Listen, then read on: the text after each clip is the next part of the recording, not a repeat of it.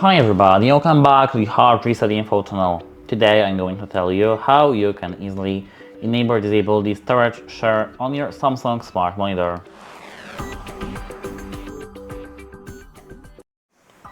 So at first, you have to scroll to the left where all you have your options to the control panel, and now you have to scroll down to the settings. Click OK and now click OK once again.